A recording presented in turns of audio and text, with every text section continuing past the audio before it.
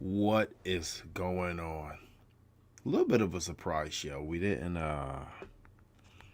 never announced that we were going to be live tonight. We didn't know if we were going to do it, but obviously the Bills off season is starting to kick off, and we wanted to get on here and talk about the defense pretty much. So tonight's show is going to literally be completely about the Bills defense heading into the 2023 off season. I know a lot of people would say that the offense has the most questions, but I'm not too sure. Obviously the offense has Josh Allen, and that answers a lot of questions. You know what I mean? The defense is, we got some free agents out there, man. And Tremaine Edmunds, Jordan Poyer, big time decisions the Bills got to make, and obviously with the way this defense looked heading out of the 2022-2023 season, there's even more questions to be answered. So I got my guy in the building with me, James Mallory. Mal, what's going on tonight, man? Man, what's up? What's up, man? Listen, man. I'm ready to talk that talk, JT. So let's get after it, man. We ain't been on in a while, so we got a lot bottled up. So it's time to talk that talk. Yeah, make sure you guys are being interactive tonight. We're gonna have a lot of questions.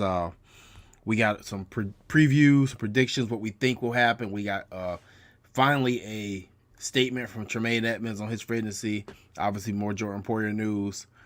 And we have a couple questions about Ed Oliver, if he's a possible trade chip this offseason. And we're also going to talk about, and I threw a little monkey wrench in here. We're also going to talk about if Derek Carr potentially signed with the Jets, because that potentially affects the defense, how much it could possibly change the AFC East. But we're going to get to all that when we come right back. So make sure you tune in, like, share, subscribe, do what you got to do. Be right here back in a minute, and we'll be right back.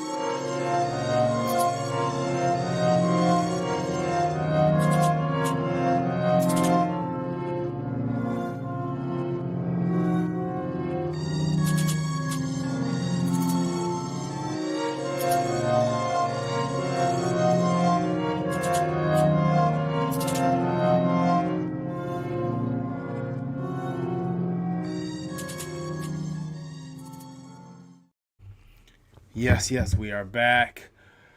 So my guy Mal, we got some questions heading to this defense. I mean, obviously, the biggest defensive domino is the impending 6'5" monster we have in the middle of our defense, controlling the middle of the field, and Tremaine Edmunds. A lot of varying opinions on Tremaine's value, what he's brought to this team, and honestly, what this team could or would possibly lose if he departed. He's been a very polarizing figure in Buffalo since he got here. Some would say underwhelming. Some would say overrated. Some would say he's exactly where he should be, and he's exactly what we need moving forward. But obviously, when you have to attach a big price tag to a player's name, a lot of more questions are going to be asked. A lot of more opinions are going to be given. Okay, and this guy's just to make no doubt about it, this guy's gonna command a big price tag. Yeah. So, do you want to? Matter of fact, do you want to jump into Tremaine first? Let's do it. Want to jump into Tremaine? Yeah, we can talk about that. We can go okay. ahead. Let's go right to Tremaine then.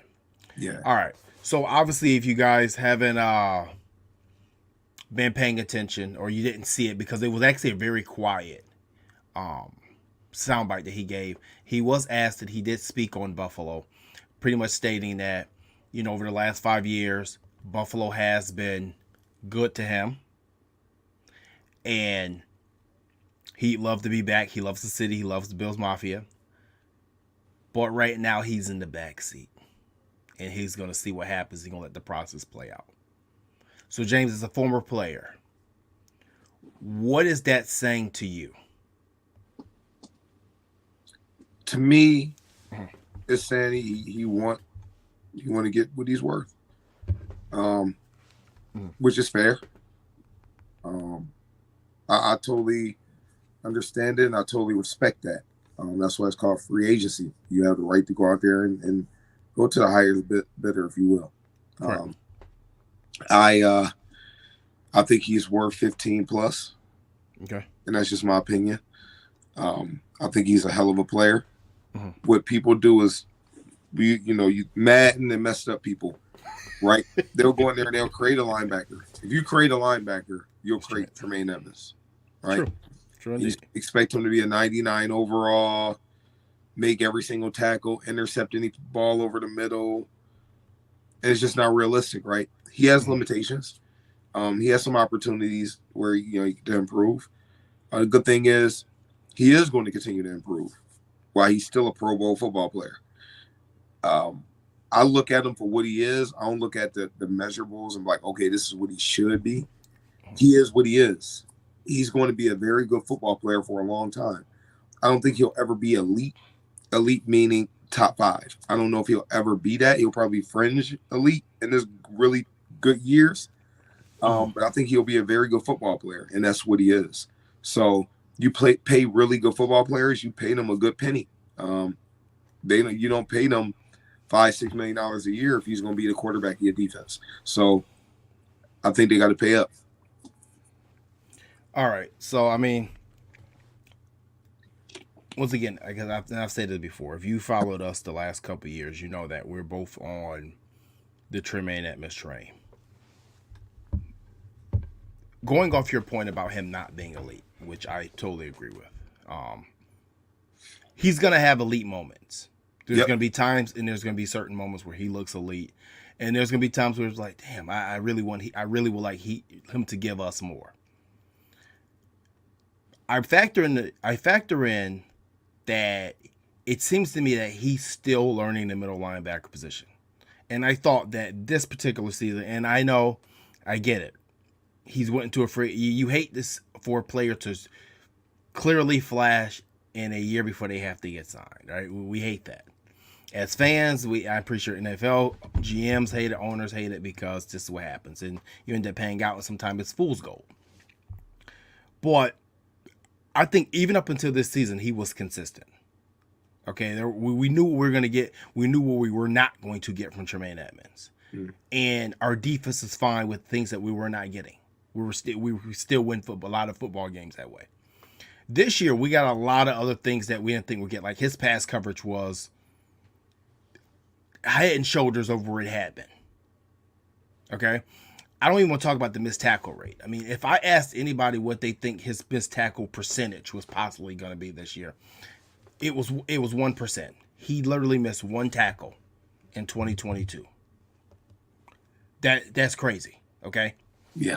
Once again, I want to bring up the point. You hate to see this happen in the contract year because you don't want your team to get paid for fool's gold. All right? The other factor into this is obviously who else are you losing off this defense? I don't think Jordan Poyer will be back, and we're going to talk about him a little bit tonight. Could this defense withstand losing your middle linebacker and your all-pro safety? That's a huge question. Yeah, you can't. I don't think you can. That's a lot. That is a lot to lose, okay? That's 2 Pro Bowlers and one all-pro, and one all-pro, one guy who's probably a fringe all-pro at times, okay? That's a lot to lose off of defense, especially when you have your best pass rusher coming off a torn ACL, and you got your leader of your defense in secondary, and Micah Hyde coming back off a neck injury. It's too many questions. So my stance on Tremaine Edmunds is this. It's a necessity to pay him. Mm-hmm. I don't care how you do it. I don't care what you have to do to get it done. I don't care how you have to structure the contract. That's up for Brandon Beane and Jim Overdorf to figure that out. Give the man his $15 to $16 million and call it a day. Because what I don't think people are realizing, when he says I'm in the back seat, what he's pretty much telling you is he doesn't have to do anything. His market is set. Mm-hmm. When Shaquille Leonard, when Fred Warner, Roquan Smith, when all these guys went out and got the $20 million deals, it set his market at, in my opinion, at 17. He's not them. He's less caliber. Mm-hmm. Boy, it set his market at 17. Will he take 15 and a half from Buffalo to stay here? It's possible. But don't necessarily expect him to take no 12 or 13 million. Yeah. I think I saw a stat on Sport Track that said his value was 4 years for 44 million, 11 million a year. If Buffalo even came to the table of that, he's not even going to call you back. You won't get a second day. Disrespectful. Yeah, it's very disrespectful. Disrespect. So, in my opinion, James, it's a necessity. It's essential to this team that you re-sign Tremaine Edmunds at this point in time. Now, do you have to be ready for him to walk? Absolutely. Do you let him hit free agency? I think you better get something done before it gets there, because I think there's teams like Detroit. There's teams like Jacksonville. There's other teams out here that are building blocks, Houston, Texans, that may come out the checkbook and offer $18, $19 million per year. Does it sound crazy? Is it overpaid? Absolutely. Do we see this happen every year in free agency? Absolutely. It's a bit in war free agency. Right. And he's the top linebacker in free agency right now. And he's what, 24 years old? Yep, 24. So this is a guy you could sign to a 5-year deal, and he's not even 30 when it's done. Very rare somebody that young and that good hit free agency. Oh, you don't see it. Like you said, back to the age. Because he came to NFL so young, you're getting a guy that by his age would be going to his second year in NFL at that position a lot of times. But you're getting a 5-year veteran who's made a few Pro Bowls. Pro Bowls we'll say with quotations, because obviously 100 people make the Pro Bowl now all of a sudden every year. But still, in general, I don't know, man. I just it's going to be very interesting. His market is going to take shape very fast. And if the Bills don't do something, he'll be one of those guys that you see go across the ticker. Free agency opens, tampering period opens at midnight. You'll see his name go by, what do you think, 30 minutes? 45. Not even an hour. Because he'll make a few calls around, hey, this was on the table, what's happening? Make no mistakes. People already know what they want to offer him. His people know already, right, James? They know what's out there. Yeah. They know what's coming. They know how much money coming. Mm. And they've already somehow, given this information back to Buffalo. Listen, this is what he's probably going to command in the market. It's your choice, right? Ball in your court. And don't tell me anything about Buffalo not having money, because we just saw a few years ago that I think the Chiefs went into the offseason. I think it was $1 million they had after they restructured some couple of the contracts and things like that. And they were able to trade for Orlando Brown, go sign Joe Thuney. You better you figure out a way to get the money. Yeah. Let's see. I want to check. I mean, this is a guy. My guy Bill said it at 15. I like that number, Billy Mitchell. That's my guy right there. We work together, man. He knows football. Yeah. And we had some great discussions in our break room when I worked at M&T with him. Mm-hmm. We had some great discussions. Yeah. Him, Larry, my guy Jamal, we used to sit there, man. We still got a group chat. And we talk. So he knows stuff. So I kind of agree with that. At 15 million range, I'm real comfortable around there if we can get that. Yeah, I mean, like I said, I 15 is where, like I said, I would love to be right at 15. That's where I like to sit. 15 and a half is, I think, what I've kind of been calling for. But with the market being set at 24 elite middle linebackers, I think you can push it to 17. Yeah. And I think if you're Buffalo, you push the number if you got to. Like I said, but if Tremaine Edmunds doesn't come back, do you have a few options that maybe you think about off the top of your head that possibly could replace him? I mean, I know some people think Terrell Bernard. Some people think Balin Spector for whatever reason. But I think they would give Balin Spector a shot. Mm-hmm. I just don't think if Trey walk, I don't see him putting much money in that position. I just don't. Yeah. I think they probably go draft. I don't really think they'll put much into it. Mm-hmm. Me personally, I don't think they will. Yeah. I mean, one guy name that keeps popping up for me, and I've been saying this for a while, is Devin Bush from the Steelers. I would love to have him here. Yeah, I would think love to have him here. that's a guy. If Tremaine does walk, that's the guy you could probably get on a 1-year deal, something cheap, something inexpensive. A guy looking to prove himself, and I think he's the type of guy that will flourish in this type of 4-3 front. I think in Pittsburgh, way too much responsibility. I don't think he's much of a thinker. And what I mean by that, I'm not calling him stupid, but some linebackers are see-ball, go get ball. Some linebackers are cerebral. Tremaine Edmunds is not necessarily cerebral, although we saw we saw more of a mental part of the game this season from him than we ever have in his last couple of years. So we know that a linebacker who's not necessarily cerebral can function very well in Sean McDermott's and Leslie Frazier's 43 defense. Or actually, I'm sorry, 4-2-5. Around 4-2-3, but 4-2-5. He's a guy, and obviously we got, like, people are saying names like Trenton Simpson in the draft and things like that. I don't think that you would go linebacker in the first round. I think there's too many other holes. Yeah, I don't think so. Holes. Yeah. I think you go veteran. Levante Davis. You go to cheap veteran and get by with that. And if you don't want to go so cheap, Levante Davis, another name that you could look at on a short-term deal. Just because it's so short that you could structure it a different way. I love Devin Bush here. I would love him here. Yeah.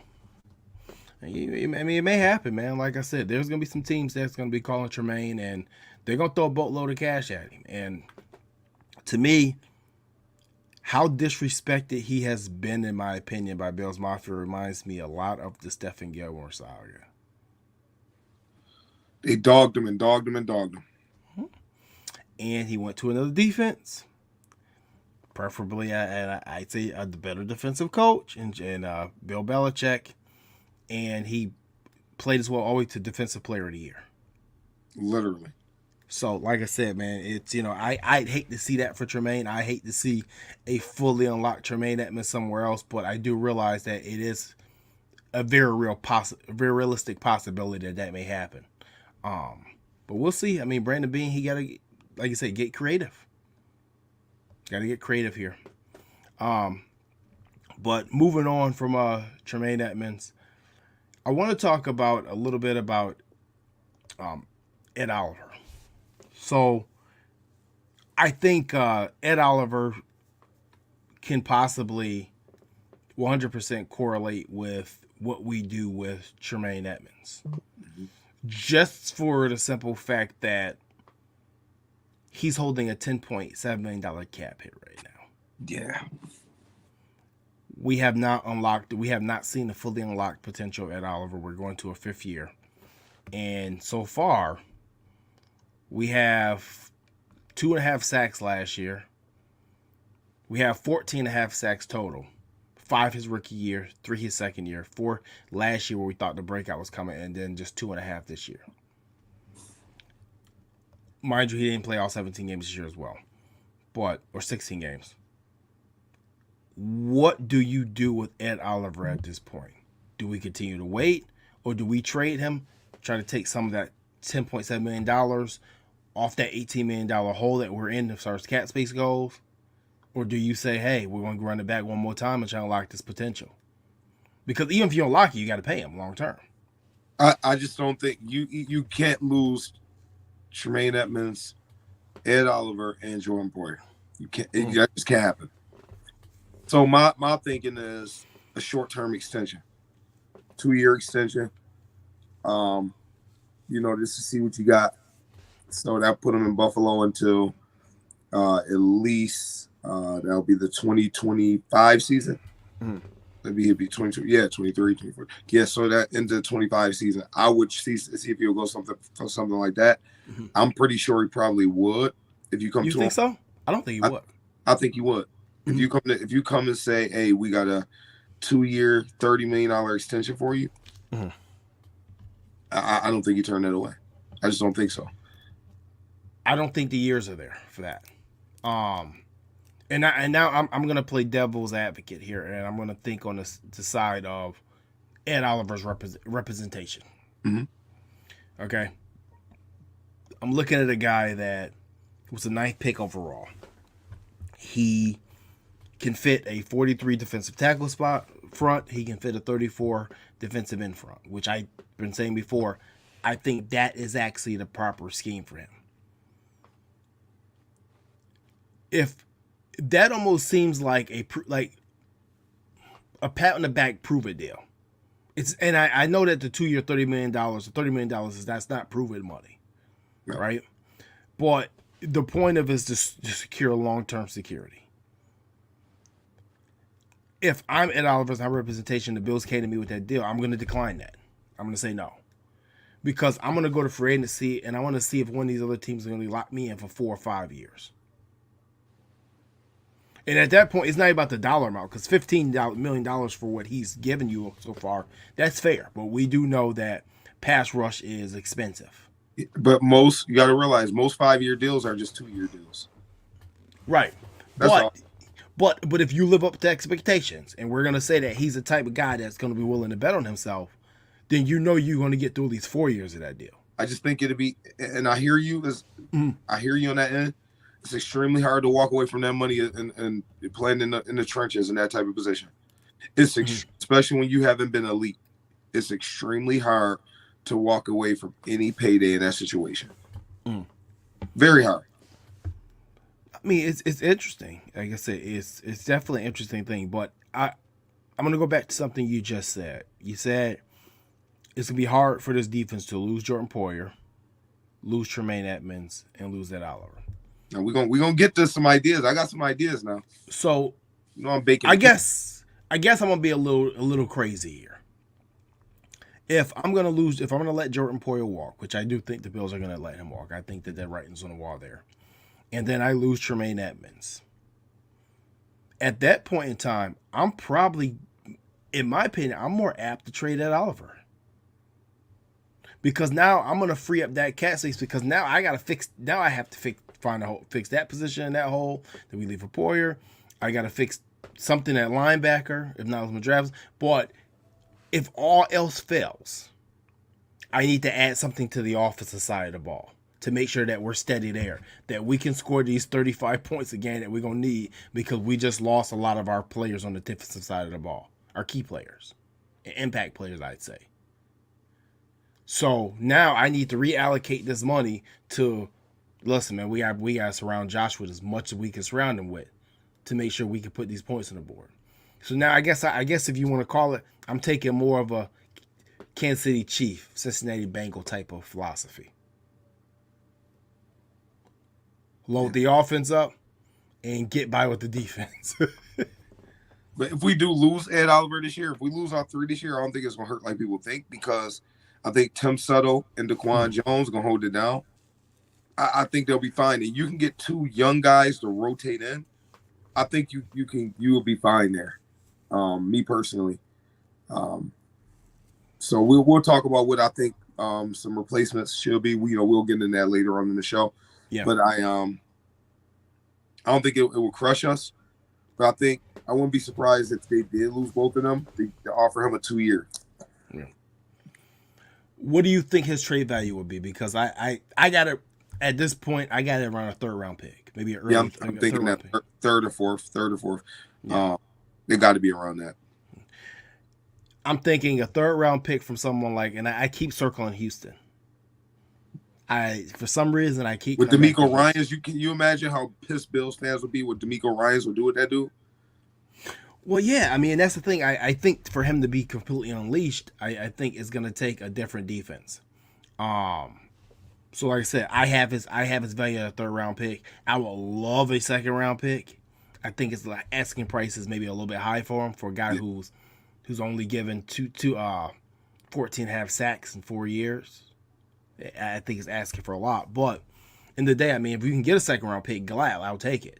Because I think what we got to realize is we need as many impact players in this draft as we've ever needed in any draft. Outside of Brandon Beane and Sean McDermott's first draft when he took Allen Edmunds, I would say now this draft right here, in sheer importance, is right behind that one now. Yeah. Because This window's going to close if you don't hit on this draft, because you need guys that can play. We have guys that we've drafted, we haven't utilized. Honestly, we've done a piss poor job at development. Okay? Piss poor job at development. Something that Kansas City and teams like Cincinnati have done a way better job at is developing their rookies and giving their rookie playing times and the proper amount of reps in the proper situations. It's almost like we've babied these guys so much coming up through our system that when the lights are on, they're way too bright for them. So we got to hit on that. I want to break this down really quick, right? We have to go into this draft, and after this season that we didn't win the Super Bowl nor get there, we have to find another weapon for Josh Allen. We may have to find a running back partner for James Cook, who I think is going to be a starting back, okay? We may have to find a replacement for Tremaine Edmunds. We may have to find an immediate replacement for Jordan Poyer. And as quiet as it's kept, you may need to find a replacement for Micah Hyde after next season. Yeah. Oh, let's not forget, Mitch Morse has 6 documented concussions. You may have to find a replacement for Mitch Morse. And in that, we still have a problem at left guard. There's a lot with this draft that we have to do. Okay? There's a lot that we have to do. Yeah. And to have as many premium picks as we can, I think that's a must. So if Ed Oliver has to go and we save the $10.7 million in cap space, then we also get another pick in the first 3 rounds, you got to take it and you got to go with it. I can't sit here and wait for another year of development. Yeah. It's like this, bro, and I'm not going to be real with you. It's like I'm winding up that jack in the box, and I've been turning it for the last 4 years, wait for it to pop up and say a little music, a surprise, and guess what, man? My arm getting a little tired because I'm still turning the damn thing. Yeah. That's really what it's been. And I get it. I mean, you was there, we talked about last year about he does a lot of things that don't show up on the stat sheet in the film, but if I wanted that, I would have drafted Ted Washington all over. Okay? Got a point there. I needed this man to get me sacks. You told me Aaron Donald and John Randall. I ain't asked him to take double teams to stop the run. I need a sacks. So, but yeah, I mean, any final thoughts on that Oliver situation, man? Nope. I mean, it's a lot of different ways this can go, so it's going to be interesting to see how this is going to play out. Very interesting to see how this is going to play out. How creative do you think they need to be this offseason? Extremely. You got to sign a lot of core value guys that come in and contribute. Your core guys, you got to do a great job with the core guys. You got to. You got to fill the hell out this roster. Yeah, I mean, look at the Super Bowl, right? Guys that, and I want to talk about Kansas City specifically, because I mean the Eagles were built through free agency. A lot of Eagles were built through free agency on the defensive side of the ball, but the Chiefs had contributions from Sky Moore. You had contributions from Isaiah Pacheco. Trent McDuffie was out there. Creed Humphrey, Tyler Smith, these guys that they drafted in the previous years, playing big roles. Where's the Bills rookies at? Outside of the Tremaine Edmunds and Josh Allen class. Where were they at? Matt Milano's playing, that's great. Early class. Gabe Davis has been, Gabe gets a lot of flack, but for where he was drafted, he's contributed. But where was all the other meat from the draft? We didn't get a lot from Boogie Basham. We didn't get a lot from AJ Epinesa. We sat Kyrie Elam for most of the season, which I think that was actually the right move, what they did. I think that they're going to reap the benefits. I think in that for him specifically, he's going to be developed. Yeah. I think his development is just fine. I don't know, man. It's a lot of questions to be asked, and they're going to have to get very, very creative. So I want you to give me, while we're doing this preview, I want you to give me 3 players. Give me 2 players that you'd like to see the Bills re-sign that or have currently going to be re-signed, and give me 2 players you'd like to see them bringing off the street. Resign. Okay. Tremaine Edmunds, obviously, is number one for me. Okay. Number two, Jordan Phillips. Okay. I really want to see Jordan Phillips resign. I think he brings a lot of just juice and pop to that D line. I think if we are going to move on from Ed Oliver, I think with the combination of Jordan Phillips, Tim Suttle, DeQuan Jones, and they're going to draft somebody, a young guy to come in there, because all those guys will be on 1 year. So all three of them will be gone after this year, right? So you have to draft a D tackle. Like, that's a huge need if you want to get rid of with Ed Oliver there. D tackle is a huge need. People feel they overlooking that. It's a huge need for us long term. So I think we are going to. I would like to see them sign Jordan Phillips back, and I would love to see Tremaine. So those are my two re-signs on defense. So you got to do that. It's a must. I'm gonna give you two names. Okay. That's I like.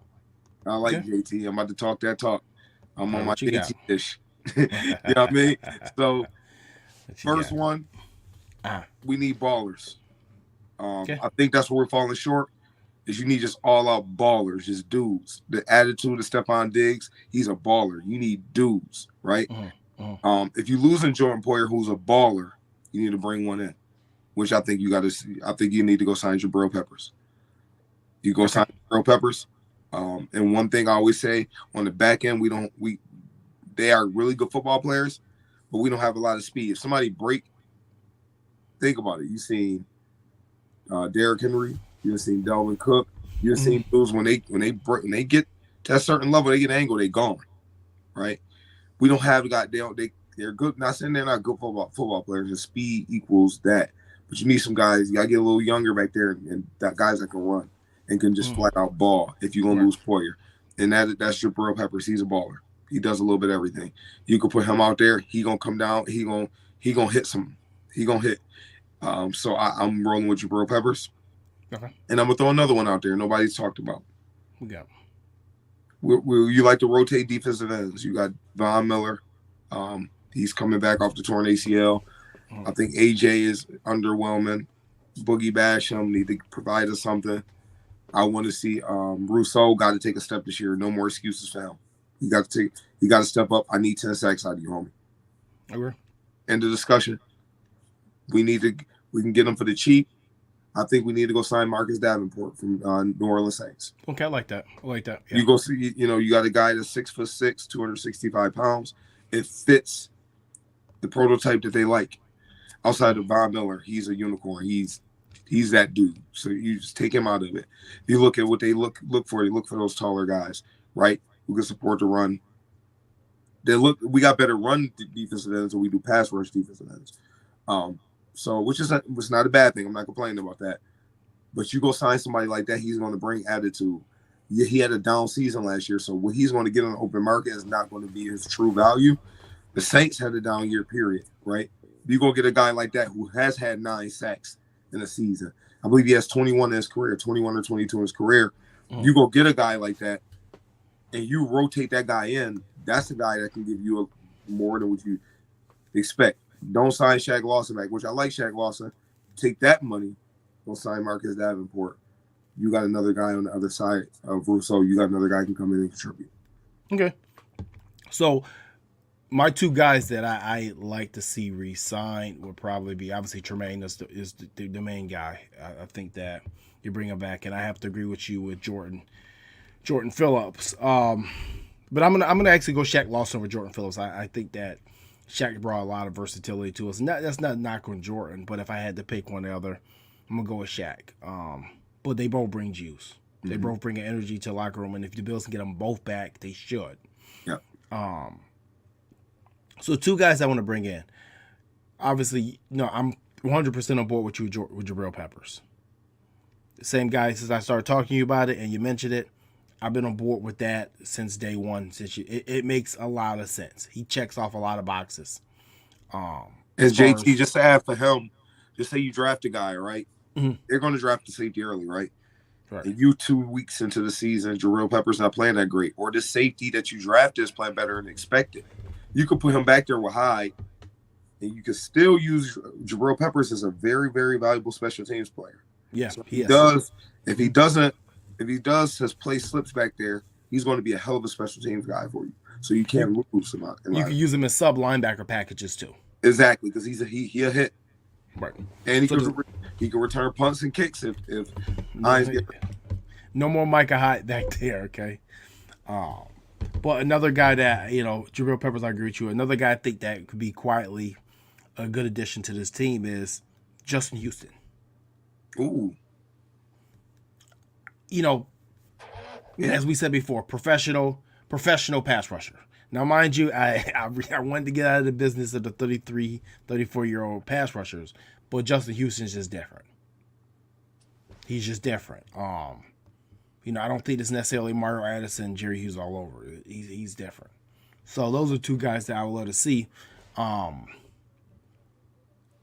If we could put a percentage on Jordan Poyer possibly returning to the Bills, what percentage and what dollar amount would you put? I just think it's a wrap. I think it's just going their separate ways at this point. I think it's just over. Because the Bills have shown if they want you, they get it done during the season. Right? They've shown that their guys like that, they take care of. The only one that wasn't done in the season that was one of their guys, so to say, was Milano, but he didn't even hit free agency. That was done before free agency. So if anything, I'll see some type of 2-year deal. I can see it put together funky with the cap. I can see that, but I think the Bills are probably just ready to move on at this point. Both parties. I'm thinking the same thing. So I think that if Jordan Poyer returned to Buffalo, I'd probably put a 5% chance at this point in time that's going to happen. I was going to say 20. Yeah, that was being generous. And not that I'm happy with it, okay? Because I'm not happy with it at all. This is the part of the business that sucks, right? Yeah.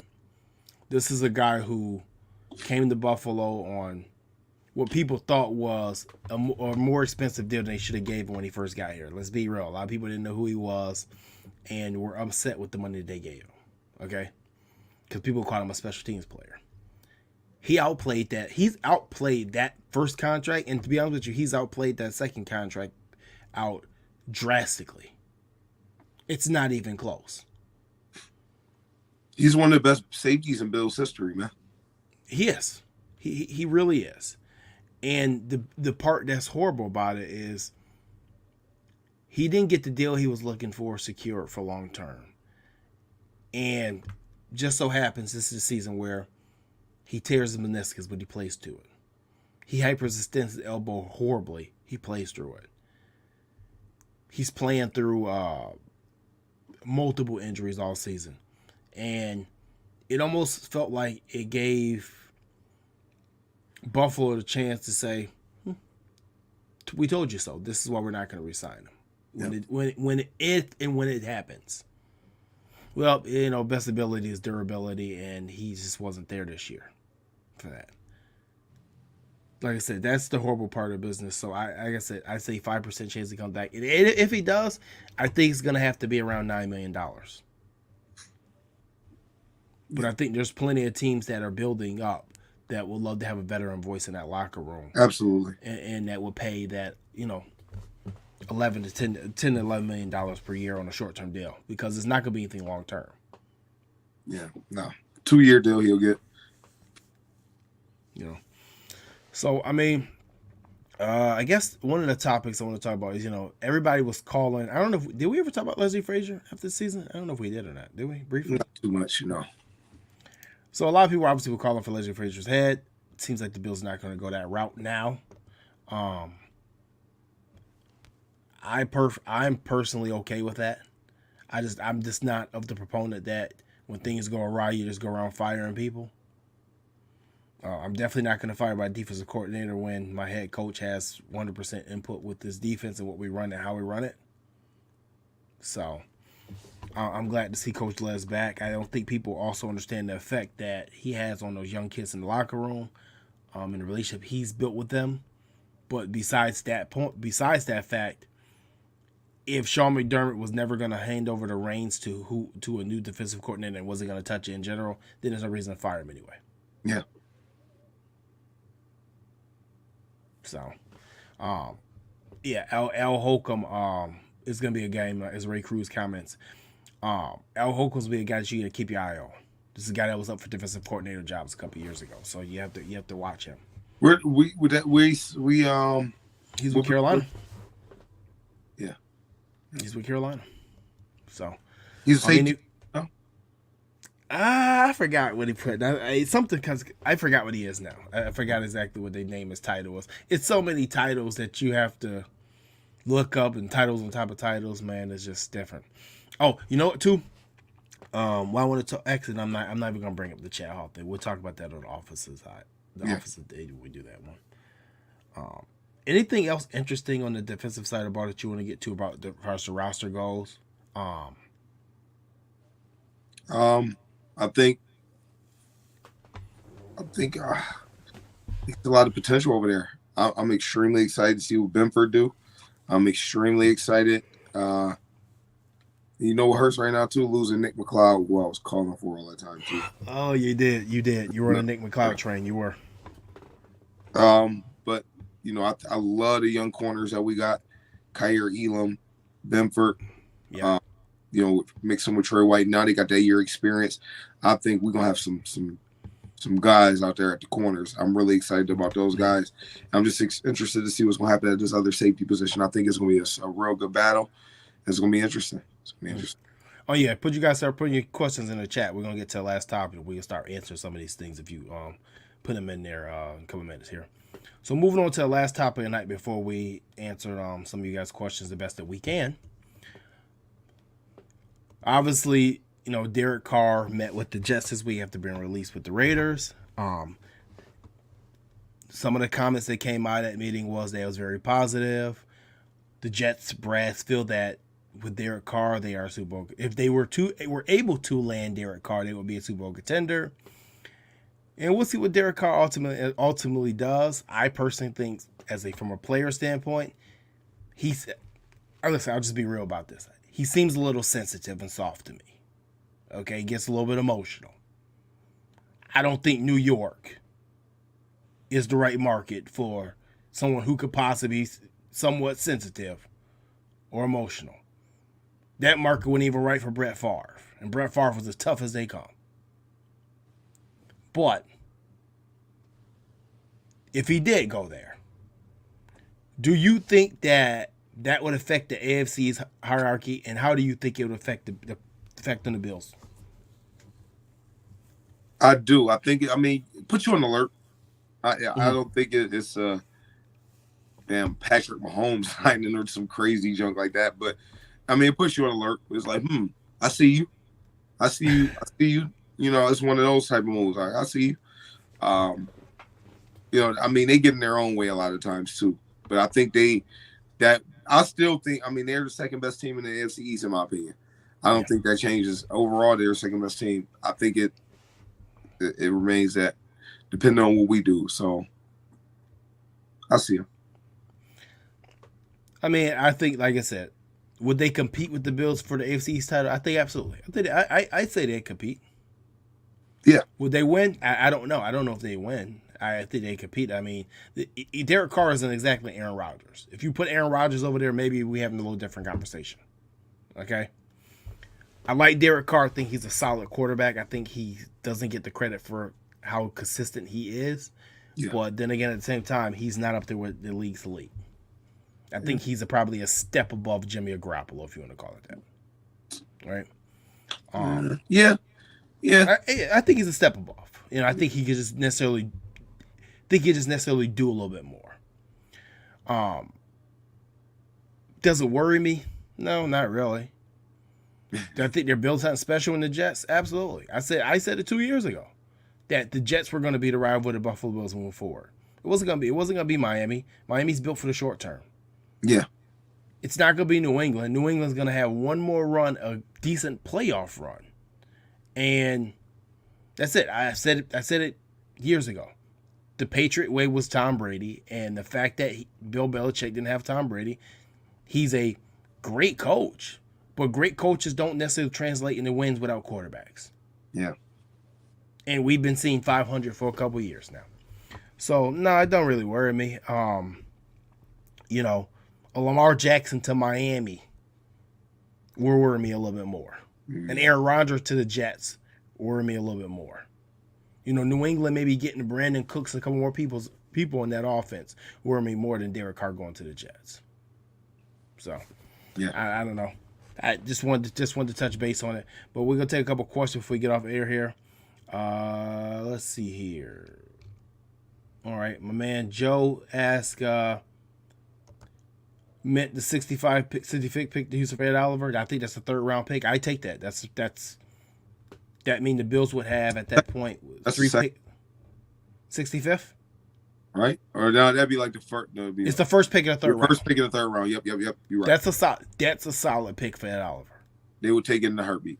Yeah, that's a you're starting center, you're starting guard possibly, or your replacement for Mike Hyde next year, or you're starting strong safety. So yeah, I think that's a pretty good pick to pick at. And I would take that in a heartbeat. Stevie Franchise says, "What's up, Steve? How you doing? How do you guys feel about the nickel-based defense 95% of the time?" I'll let you go first on that one, James. That's today's NFL. You got to match it with the personnel. So most teams run that. When you run 3 wide receivers, playing against somebody that's running 3 wide receivers, you got to match up with personnel, defensive back-wise. So we really don't got a choice. Yeah, that's why I said that's your new 43 defense. It's 4-2-5. That's really what it is now. I always go back to, as far as the game changing, of how bad Brady used to pick apart this Pittsburgh Steelers 34 front when they had Ferrier or Woodley, Harrison, Timmons, because you had linebackers on the field versus 4 or 5 wide receiver sets. Yeah. That's why the Bills don't run 43 personnel, because you just really can't. The only way you could do it if that other outside linebacker is like converted safety and just completely special. And I don't mean like converted safety as like a Matt Milano, who is a converted safety. I mean like a guy who can literally go to strong safety, like an Isaiah Simmons type of player. You would need to run another linebacker on the field, okay, against these receivers that are out there. Guy Billy Mitchell asked, who should we draft in the 1st round this year? That's a good question. Truly player available, no BS, just the best player available. I don't care what position, outside of quarterback. You know what I mean? Best player available. So this is the thing. I don't think we can go best player available this year. I think we went best player available the last couple of years. And I don't like drafting for need, but I think this is a year that you kind of got to say, listen, we need these few positions. We got to take this. If there's a receiver on the board, and this is not knocking Khalil Shakir, because I think Shakir is actually going to be special. And I actually a little tidbit here. Khalil Shakir has been training and will be training with former Bills player Eric Moses the next couple of weeks down in North Carolina. And if you guys know anything about Eric Moses' training, which I've got to talk to Eric about it personally, his training is legit. My cousin trained on him. Yeah. Eric don't play games. And Eric will get, as I say, Eric will get you right. He will get you, like I said, he will get you right. So it's good to see Shakir down there with Eric, and I know E80 gonna get that boy turned for next season. But man, what was I talking about now? I forgot what I was talking about. Yeah. So if there's a wideout that you need that can make this offense explosive, you take it. If there's a center or guard, you take it. If you can re-sign Tremaine Edmunds, in this scenario, we'll say we re-sign Edmunds. If you see a defensive tackle that you need, you take it, or safety. I don't think you go outside those other 4 positions. I think best player available. I see, but that's the thing. I felt like we did that with Rousseau. We did that with Basham. We did with Epinesa. And I just don't – I think that we're getting to the point where we do have to draft for need, because you got to replace some of these big contracts and be leaving off your books. I mean, I love best player available, but I don't know if we're in a position to do that right now. Well, let's see. For agency and tell it all. You damn right it will. It's gonna. We better come out of free agency with a story and some table of contents, because man, if we come out of it blank and we lose our people, man, listen. You want to talk about the wind blowing the window shut? Yeah, very realistic. That window can close in our face really fast. And you got Stephon Diggs problems too. We'll talk about that next week. Sean Derek Thompson asks, how do they fix the O-line? That's a good question. I mean, I don't think it's broken. I don't think it's bad as what people say. I mean, do we need some? We need some. Yeah. We got to shore it up, but I don't think it's bad as what people saying either. I don't think it's as bad as they say it either. I think the first thing is you got to have more of a commitment to the run. I think that's if you want to ask me, the first step to fixing the O-line is having a better commitment to the run game and letting those big dudes go do what they do and push people around. Well, you got to realize these dudes wasn't healthy all year. You got Spencer Brown miss all the camp. Yeah. Deion Dawkins is dealing with his stuff. Mitch Morris, we know what he had going on. Bates was hurt at some point. Bates got hurt too, yeah. Like, and then they weren't healthy. And Sappho got into the car accident.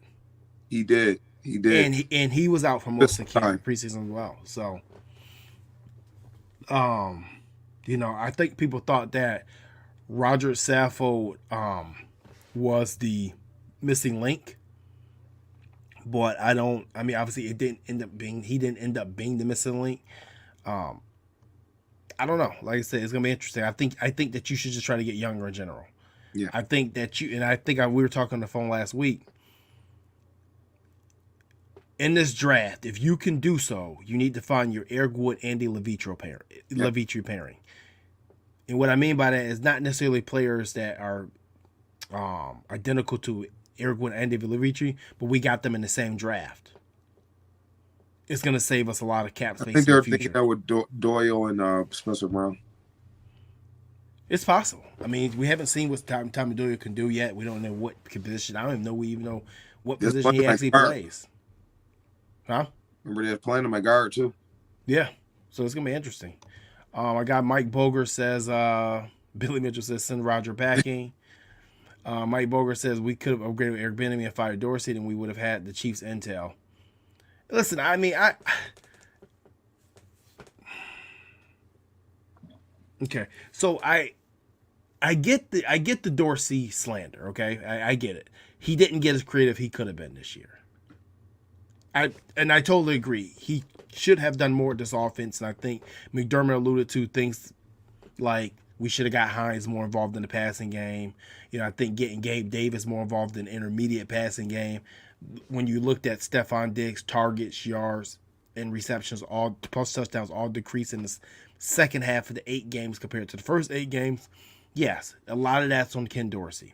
But I think we also have to take into effect that Ken Dorsey was a first-year coordinator who still put up 28 points per game.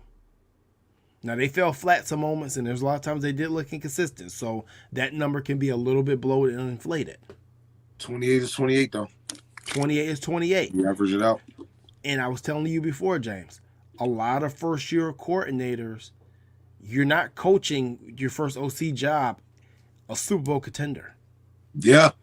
Yeah, it's very rare. Like when you start thinking about some of the guys who, first came, like Nathaniel Hackett and things like that, their first job wasn't coaching Josh Allen and a team that was going 14-3. This is the basement of him as an OC. Give me that all day and night. Right. So, but then I get it. People are going to say, hey, like Burke said, imagine a non-first year coordinator could have done. They probably could have done more with this offense. But that's why they're veterans. And guess what? We'd have been changing coordinators again because they would have just stolen. He'd be gone. I think Dorsey going to be gone next year anyway. I thought he was going to be gone this year. He did get an interview. I thought he was going to get the Arizona job. I think next year she's going to be gone too. The only thing I think that the Bills did wrong with Ken Dorsey was you didn't put a veteran consultant or assistant coordinator with him. I said it when we gave him last year and we got Joe Brady. I said, listen, I like the fact that you're trying to line up Dorsey's replacement, who's younger and creative as well, before his departure. But the mistake was you have 2 inexperienced play callers coaching together. You needed someone else in that room to be that voice of reason to say, hey, young kids, listen to me. I got 20 years in this business. I know what I'm talking about. You didn't have that. You had Dorsey, Brady, and Josh come up with this game plan. And that's why you fell flat in the second half of the season, and that's why you fell flat in the playoffs. So there's still room to be done there, okay? We can still fix this. But that's just saying. Sean says you guys are awesome to listen to. Thanks, man. Appreciate you tuning in. Thanks. Ray Cruz says Lee Smith noted everyone to look out for Dorsey in year 2. I agree. Dorsey's a competitor. You said it best, man, about Dorsey and his competitiveness. Mm-hmm. You need that. You need that fire. He's gonna be fine. I mean, that would have been idiotic to get rid of him. Like, you can't make emotional decisions like that, man. That gets you fired, and that gets your franchise in the dumps for many, many years. But we had that a conversation another day. That's next week. That conversation next week. We're gonna have that bad boy. Don't you worry. We'll be doing the offensive preview next week. But no, man, just to sum up the show, I think we're both on board with possibly Ed Oliver being a major trade piece. It saves $10.7 million this season. If you can get anywhere in the first three rounds of a pick, you take it. What about a 4th round? Would you take a 4th round pick for him? Got to be early. No middle of the pack. No late. What if it was to bring a free agent in, but you need to free up the cap space? Well, you got to give me a 4th and a 7th. I need to know. James ain't taking no shorts with Ed Oliver. No, because right. I mean he not no scrub. No, he's not. He's not. And I don't want people to think we're not saying he's a bad football player. I think he's actually a very good football player. His get off is crazy. We don't got nobody get off the ball like him. Which is why I believe he belongs in the 34 fraud. Where when he's getting his get off, he's not running into a double team or another lineman. You put him on the edge where he can get around. You know what I mean? I think there's a lot of things you could do with that. But no, Tremaine Edmunds, I think we both agree that he's a necessity to bring back. What is the absolute highest amount for Tremaine Edmunds that you're willing to go per year? 17 tops. Anything over that, I'm like, yeah, y'all tripping. You got to go. Let him go. Yeah. Okay. I think I'm starting to feel the closer we get that for agency, I'm thinking it's a wrap. Close every day past, I lose faith more and more. I'm gaining faith. I'm gaining because the Bills keep saying that he's a necessity. And anytime that Brandon Beane and Sean McDermott has said somebody was a necessity and number one priority, that person is not. I don't remember anybody leaving out this door when they said that person was number one priority. And they loyal. They keep their guys. He didn't want their guys. Yeah. They didn't trade up in the draft to get him for no reason. So I don't think they plan. I think they plan for him to be this well, to be this good at this point in time, and this payday to eventually come. So, and last topic I think we talked about an overview tonight was Derek Carr. I don't think that we're too worried about him joining the Jets if that does happen. Personally, I don't think he's going to join the Jets. Yeah, I think that they had to make too much of a recruiting pitch to make that happen.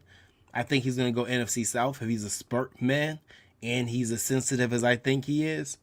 You're going to go to NFC South with the Panthers, the Bucs, the Saints, and who's the other team? Jeez. Bucs, Panthers, Saints. Falcons. I'm choosing that division if I'm Derek Carr. I'm just saying. I don't think this is a guy that's going to deal with pressure well. So, either way, man, I mean, it's a good show. I think we'll be back next week. Oh, guys, don't forget. Saturday and Sunday, Batavia Downs. I should have the graphic there.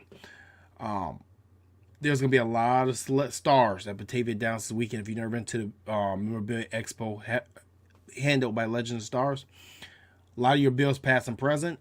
You can go to their website, www.legendsandstars.com, and look at tickets. But a lot of guys, Steve Tasker, Doug Flutie, old Syracuse basketball player Derek Coleman. If you like baseball, Jim Rice.